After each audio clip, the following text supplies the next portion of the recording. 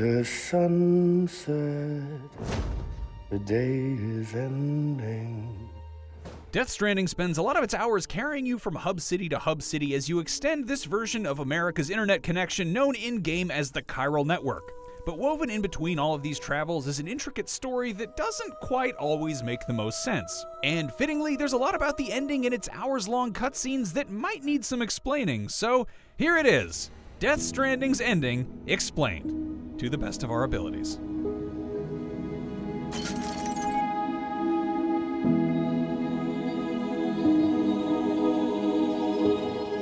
The beginning of the end, so to speak, starts with a series of boss fights, the first of which is a building-sized, goopy, anthropomorphic BT Higgs rides atop, with Amelie stuck to it with a wad of chiral gunk. Higgs escapes following the defeat of his BT mount, and Sam must travel to the beach to meet him mano-a-mano, Metal Gear Solid-style boss fight. This fight is loaded with references to video games, including Street Fighter-style health bars and a shout-out to Nintendo's flagship franchise. So I'm Mario and you're Princess Peach. After Higgs' final defeat, which we'll go into more later, Sam then treks back across the entire UCA and encounters a vortex above Lake Knot City that warps him to a Vietnam battlefield. Here, Cliff Unger continues his frantic hunt for BB. Unbeknownst to him, he finds BB, but BB is no longer a child. Again, more on that later. As Sam concludes his cross-country chiral network hike, he runs into one final BT boss, a giant flying whale. Like most of us, this whale is weak to rocket launchers. After all of this, much of what remains to be seen in Death Stranding is just that, stuff you can see but not play. Yes, there are many hours of cutscenes to come in episodes 13 and 14, and here come the twists.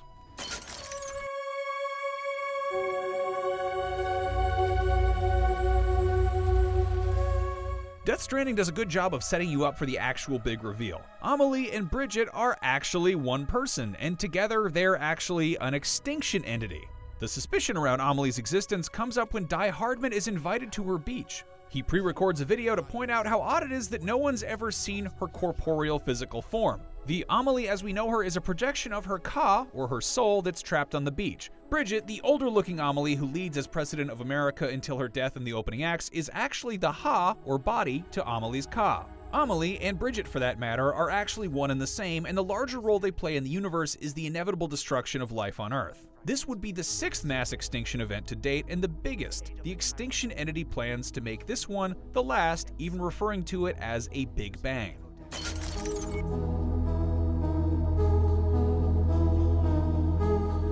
So, turns out Amelie lied to Sam, but maybe not for the worst reasons. While Sam believed he was carrying out official presidential orders to connect the United States to the chiral network and bring about a better understanding of the Death Stranding, and therefore potentially a solution to surviving it, it turns out he was actually making it easier than ever to set off an extinction event.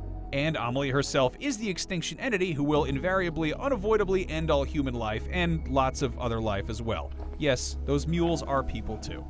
Amelie decided that instead of waiting for thousands more years, she'd escalate the fulfillment of her role in the universe and execute on her plan for one final extinction, this time including humans, and get to spend a little more time with you too.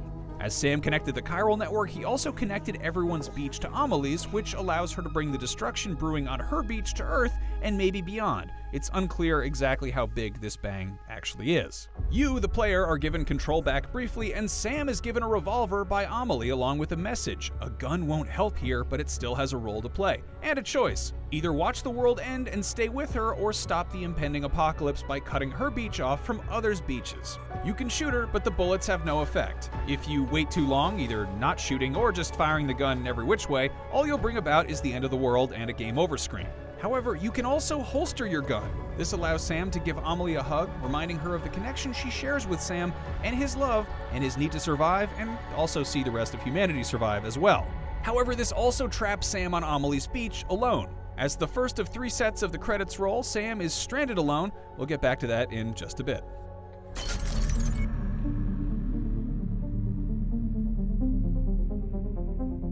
So if Amelie's intent was to bring about another extinction event, then it tracks that Higgs was working for her all along. Higgs, ever the self-serving baddie, initially took advantage of Fragile's unique ability to transport between locations using her beach. Higgs and Fragile were partners and made deliveries together. But Higgs was eventually seduced away from Fragile by Amelie's superior power as the extinction entity, who could manipulate BTs.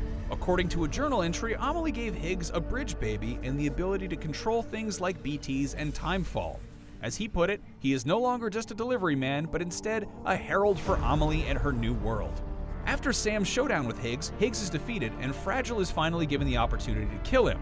Fragile is unable to kill Higgs in the end because, in her words that Sam repeats back to her, she fixes things, she doesn't break them. Instead, Fragile gives Higgs a choice between death or eternity on the beach. It's never said out loud, but judging from the gunshots heard back on the beach, we have to assume Higgs chose death.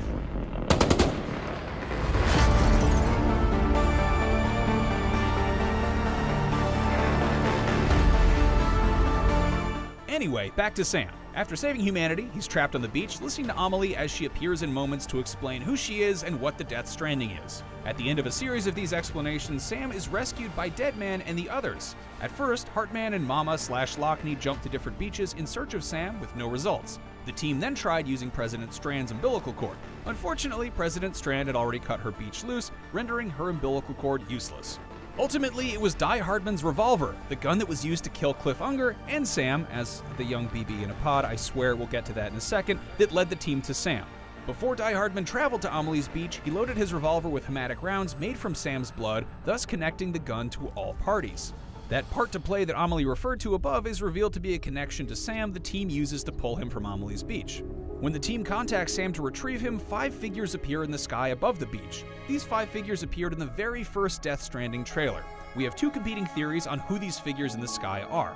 They could be manifestations of Deadman, Heartman, Fragile, Mama/Lockney, and Die Hardman as they break through to the beach to reach Sam, but they could also be representations of the 5 previous extinction entities. In any case, whoever these mysterious floating figures are, Sam's friends couldn't have shown up soon enough. It took them a whole month in Earth time to find him on what turns out to be his own beach. Oh God. Not BB2. In a panic, having certainly not intended on killing BB, Amelie rushes to the beach and revives BB, thereby giving renewed life to who eventually becomes Sam and explains his ability to repatriate from death. So backing things way up, Sam was born to Cliff and Lisa and was the first baby to be in the UCA's highly secretive BB program. The reason Sam gets flashbacks of Cliff throughout the game as he connects to his BB pod is perhaps because of Sam and Cliff's connection as father and son, and not, as we initially were led to believe, because of any connection between him and Lou.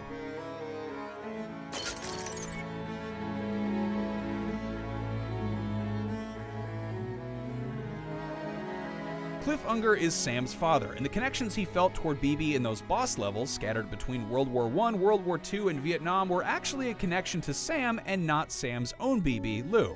And it turns out those crazy storms that suck Sam into various war zones were actually the setting of Clifford Unger's personal beaches. The war zones are a specialized form of beach that seem to have adapted from Clifford's personal history as a soldier. But anyway, when Cliff finds out they're going to take Sam away from him to be used as a tool, Cliff attempts to escape the facility with the help of Die Hardman.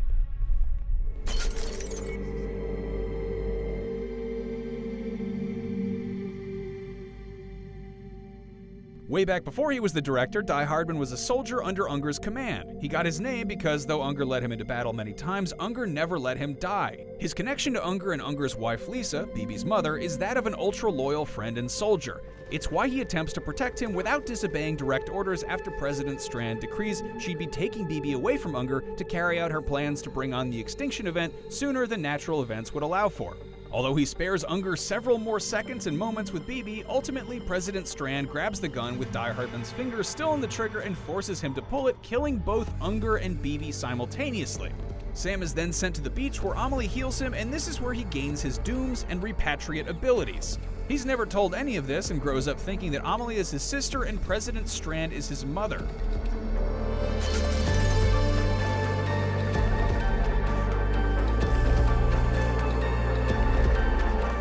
The revolver given to Sam by Amelie belonged to a young Die Hardman, while Clifford Unger was in captivity with his wife and BB. Die Hardman gives the gun to Clifford to assist in his escape. Clifford uses the gun to kill his wife, then makes his escape attempt. When Clifford is caught, despite all of Die Hardman's efforts to aid him in his escape, he is killed by this revolver.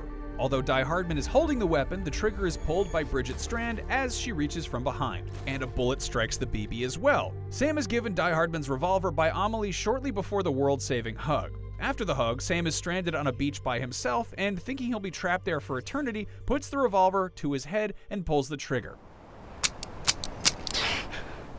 Nothing happens. Shortly after that, his friends use the revolver to find him and retrieve him. This explains the role to play that Amelie cryptically mentioned when she gave the revolver to Sam. The name is unimportant, but you know who I mean. So when all that is said and done, having returned to the land of the living, Sam settles back into a private room and Deadman informs him Bibi has sadly passed away.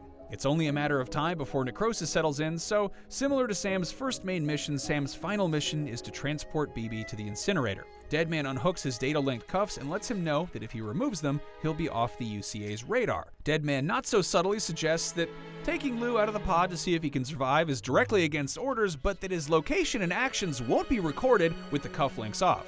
Sam briefly sets Bibi down for incineration, but immediately scoops him back up, takes him out of the pod, and desperately attempts to revive him as a BT cord seems to appear around his navel. Fortunately, one heroic hug later, Lou is back to life, setting the two of them up to live happily ever after. Also, Lou is a female and Sam names her Louise.